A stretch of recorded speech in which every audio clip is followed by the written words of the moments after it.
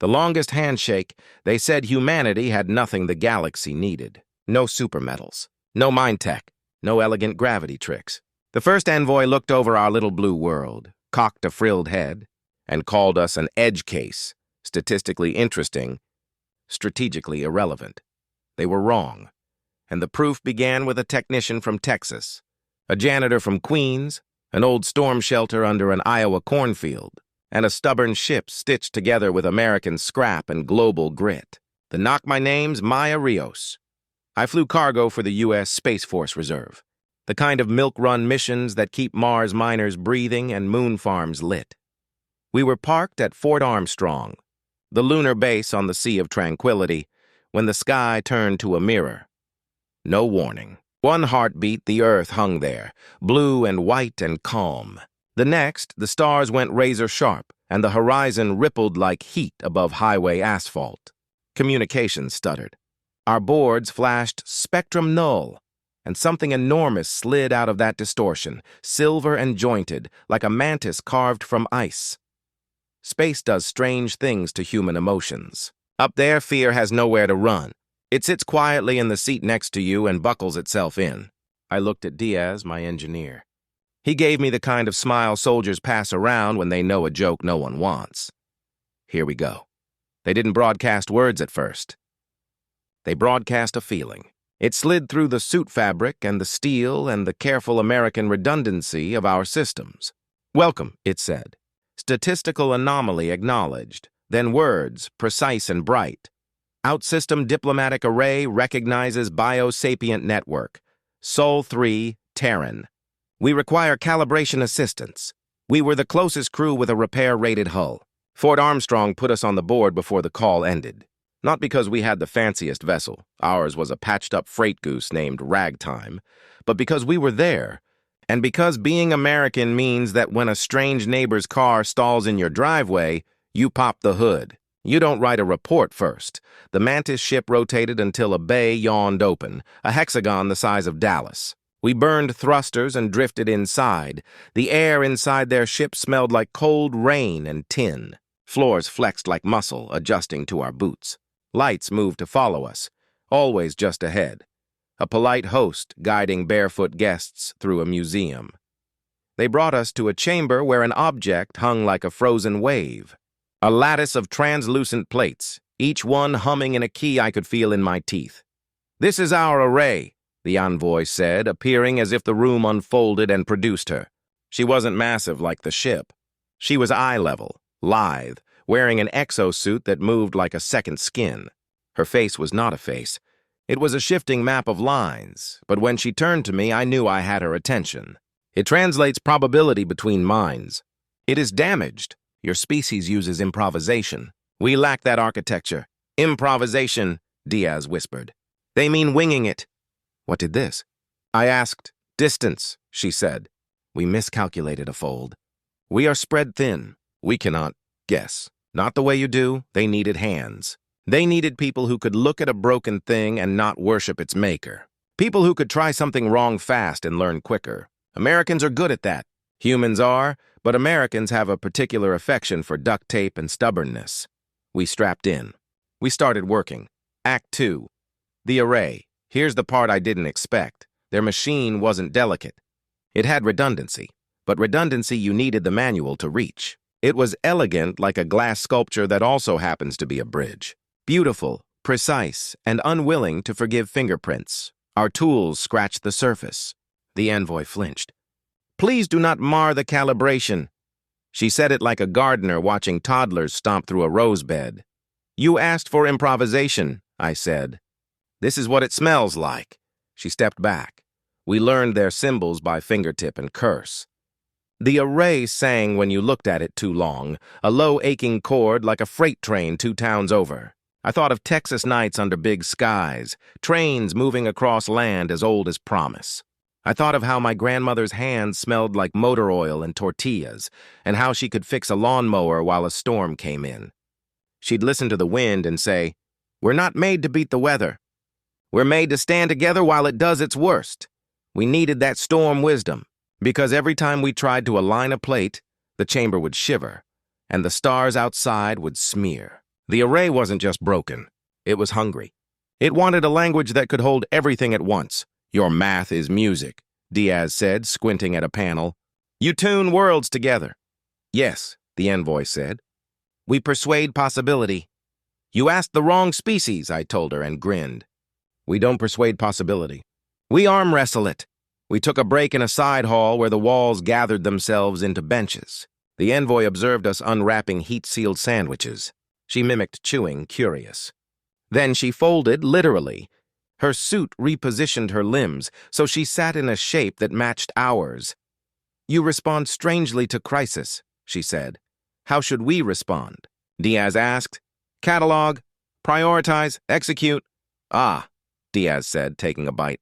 We do that. But we also call our mom. She tilted her not face. Your maternal parent offers expertise in quantum translation? Not quite, I said. But she reminds us why we're doing it. The envoy was quiet. Our distant segments are failing, she admitted. We misgauged the depth of your gravity well and snapped our array on entry. Without it, we cannot hold our parts together. We will fragment beyond recall. We came to trade with your world. Now we ask this world to catch us. Catch. It's a human word. We caught each other long before we caught stars. We designed a plan that wasn't clean and wasn't elegant and wasn't dignified. But it was ours. We needed a template for messy, resilient networks. Something that could take a hit, reroute in a heartbeat, and keep singing. Something like the backbone of the internet back home when hurricanes chew on coasts, when wildfires bite at lines, when people leave porch lights on for strangers and log in anyway. I called Fort Armstrong. They patched us through to Houston and then to an office where a woman with silver hair and a NASA badge leaned into the mic like a coach in the final. Minute. You're asking if we can teach their fancy translator to act like a bunch of American phone lines during a thunderstorm? She laughed without humor. Sure, it's ugly. It'll work. We scavenged. We pulled the signal router from ragtime. We asked the base to unpack a museum piece, an old ARPANET node that somebody had kept because Americans don't throw away our ghosts. It was in a university in Iowa, in a room that used to be a storm shelter. A maintenance man named Ellis went down there with a flashlight and a field phone. He dusted off the cabinet and said, "Feels like prom night for this old thing." Ellis drove the node to a guard airstrip. A pilot flew it to Florida. A SpaceX tug threw it skyward on a vector that made the envoy's eyes change color. You are combining, she said, awed and a little horrified. That node predates your starflight. Yeah, I said. But it survived tornadoes, budget cuts, and freshmen. It'll survive you. We bolted the antique to the array like an outboard motor on a cathedral. The room went very still. The array warbled, then settled into a rhythm. I felt it in my jaw. Talk to her, Diaz whispered. Talk like America, I closed my eyes. I thought of Ellis in the shelter, of Houston in a storm, of Fort Armstrong humming on lunar night, of my grandmother's kitchen, of a country that fights itself and then shows up with casseroles when the lights go out. Hey, I said to the machine, you're not alone. You don't have to be perfect. You just have to be connected. When something fails, route around. When something's lost, hold on to what's next to you. That's it. That's the trick, the array answered. Not in words. In a breath that the whole ship took together. Act 3. The handshake. The envoy's ship gathered itself. Lights along the hull brightened like dawn through stained glass. Somewhere deep, a fracture knitted. It is holding, she said softly. We are coherent. But the job wasn't done. They hadn't come only to not fall apart. They'd come to reach out. They wanted a handshake with all of us, not a curated committee. Our planet is loud. 8 billion hearts. 10,000 ways to make coffee. 1 million songs about leaving and coming home. The array had to hear that without choking. So we opened the gates. Houston lifted firewalls. The FCC coordinated bands like it was an air show. Old radio hobbyists dusted off antennas. The International Space Station rotated so its ham rig could point a friendly ear. A sub in the Pacific pinged a code on a frequency that the envoy's ship could read as a joke. What's up, neighbor? America's messy chorus became a signal. Greetings in 100 languages. School kids singing, astronauts reading from the edges of dawn. The envoy stood very still while the array drank it in. I saw her shoulders loosen. This is not chaos, she said in wonder. This is braided. Yeah, I said. We call it a lot. The handshake wasn't one moment. It was a slope. It was the steady tilt from us and them to something with more syllables. We were the first ship aboard because we were nearest, and because we had the nerve to try, and because our country has practice catching falling things. But by the time the array stabilized, you could feel the whole world leaning in. Kenyan relay towers whispered. A Chilean observatory sent a laser up like a pointer. A kid in Detroit wrote a program that cleaned noise from a band the envoy didn't even know to listen for. The envoy asked very quietly, "What payment is required?" I thought of Ellis driving through Iowa darkness with an artifact in his back seat. The way he would explain later, they said it might help. So I went. I thought of a janitor at Fort Armstrong named Martina who mopped as we worked and handed us bottled water with a nod like we were all on shift together. You came to trade, I said. So trade. But not today. Today you owe us a story. Tell us where you came from and what you thought we were. Tell us how you were wrong, she considered. We built arrays because our home is scattered, she said. Our world cracked ages before we lifted. We learned to stay ourselves over distance by becoming precise, ritualized. It kept us, but it narrowed us. When we saw your transmissions, we judged you loud and wasteful. We counted guns and advertisements and quarreling leaders and laughed. But we did not count Ellis. We did not count your shelters. We did not count the way you save old machines in basements so they can be useful again. We did not count the way you comfort each other before you calibrate. We learned a word from you today. Improvisation. There is another word you showed us. Belonging. Act 4. The bill, of course. It didn't take long for the bill to arrive. Not from the envoy. From physics. The array could hold their ship together, but it strained. The old node glowed like a coal. We were burning our antique fast. The envoy watched the graphs rise and said, "We must release, or we will fuse with your tool and be unable to leave." She meant, if they didn't go, they would become a very expensive museum piece above the moon. I looked at Diaz. He looked at me. We both looked at ragtime, good old ugly ragtime, patched from 6 airframes and a flag sticker on the hatch from a 4th of July we'd missed on orbit. How far can we tow? I asked Houston. Rios, came the voice, steady as a pickup on a gravel road. You're about to ask how much rope is in a hardware store. As much as we need, I said. We just need a plan. Plan's simple, Diaz said. Put ragtime on the array's back like a shim. Feed in our batteries, our router, our bones, whatever it takes. We ride them to clear water. Clear water meant deep space, past the fold's tearing edge. The envoy's ship would rejoin its other pieces across that rippling mirror. We would be on the wrong side of home with a ship made of optimism and duct tape. We'd never get back, Diaz said calmly. I know, I said. The envoy watched our faces the way a climber watches people decide whether to jump a crevasse. This is unacceptable, she said. We will not let you sacrifice. That's very kind, I said. But you asked for improvisation. Houston broke the stalemate. Stand down, the voice said. We're not sending you to drown. You're thinking American, but you're not thinking big enough. The silver-haired woman came back on. Rios, you're not the only captain up there. The ISS has mass. The lunar tugs have mass. We've got 4 nuclear batteries lashed to a test bed at Gateway Station that have been waiting for Congress to stop arguing. Guess what? They stop arguing faster when the sky looks like a cracked mirror. We're going to push with everything we've got. You're not a sacrifice. You're a keystone. Sometimes leadership is saying what everyone wants to believe and then making it true. The next 6 hours were a ballet between cowboys. Station crews hot-wired bureaucratic dreams. Rocket engineers ran red lights on physics. Commercial pilots rotated their ships to act as inertial paddles. A Japanese tug captain laughed like a pirate and promised to bill us later. A South African team at a radio telescope synchronized their array as a metronome so we could time burns across ships that had never danced together before. It was humanity's favorite hobby, coordination under pressure, turned up to 11. Ragtime bucked as we locked on. The array sang. The envoy braced. Go, she said, and for the first time her suit's face showed something like a smile. We went. The sky tore neatly instead of messily. The mirror unwrinkled. A shadow the size of cities slid along the stars and then was gone. leaving a hush like fresh snow. The array went quiet. Our antique nodes smoldered, ash of a legend. Ragtime's panels drooped like tired shoulders. Diaz patted a bulkhead. "Did we just shove a civilization through its front door with a pile of museum parts?" he asked. "Feels that way," I said. "We rotated toward Earth. The blue was still there. That was not guaranteed, and I don't mind telling you we all watched until our eyes watered." Act 5. The after sometimes afterward is louder than during.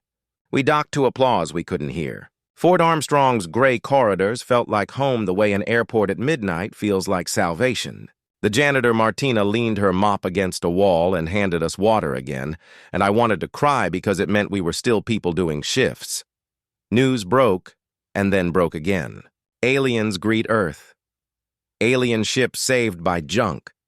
Global ham operators hailed as heroes. Ellis was on 3 morning shows in one day, wearing his best cap and explaining how you secure a cabinet in a pickup so it doesn't jostle while you take corners. He said cabinet like cathedral. The envoy did not vanish. She sent a message, a clean arrow of meaning that every phone in range turned into words. "We will return with open hands. We will bring you what we can. We learned that you count value in more than units. We bring you a promise. Promises are heavier than cargo. They have to be delivered every day.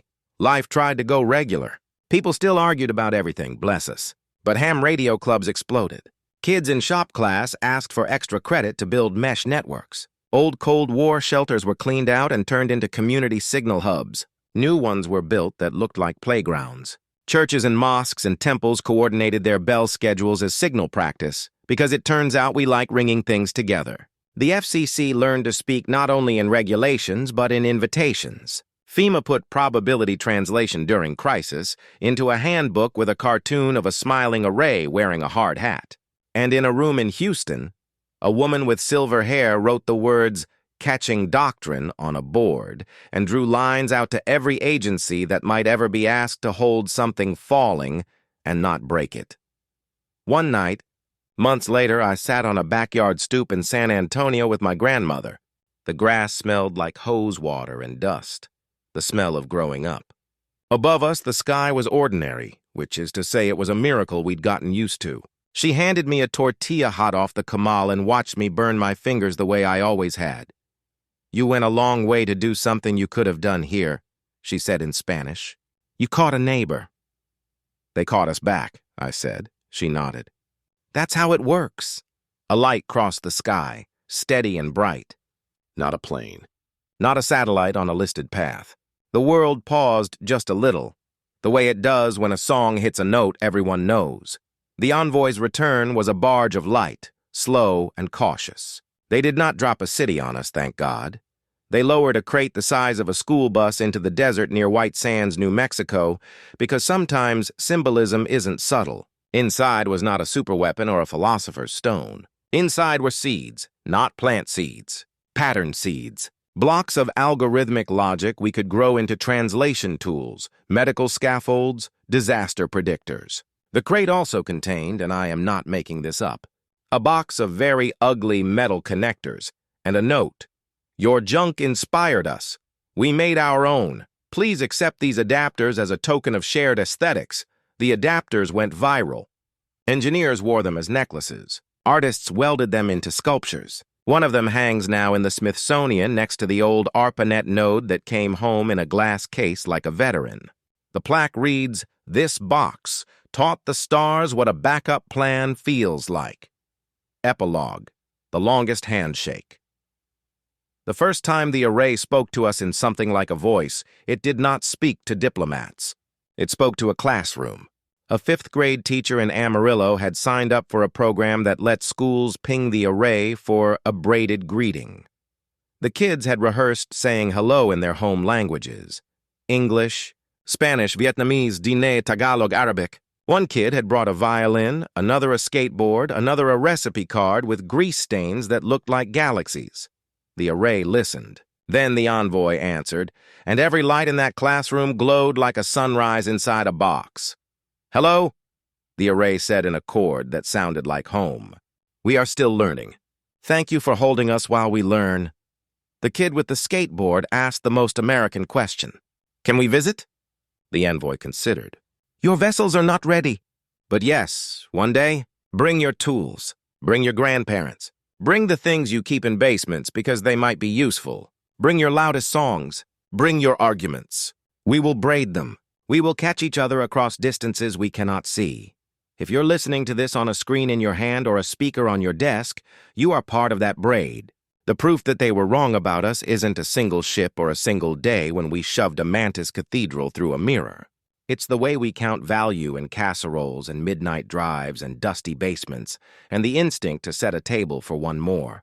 Even when the world is a mess, they said humanity had nothing the galaxy needed. We had the longest handshake. We had each other. And in a universe that tears, ships across light years and snaps clean machines like twigs, that turns out to be the technology everyone is starving for.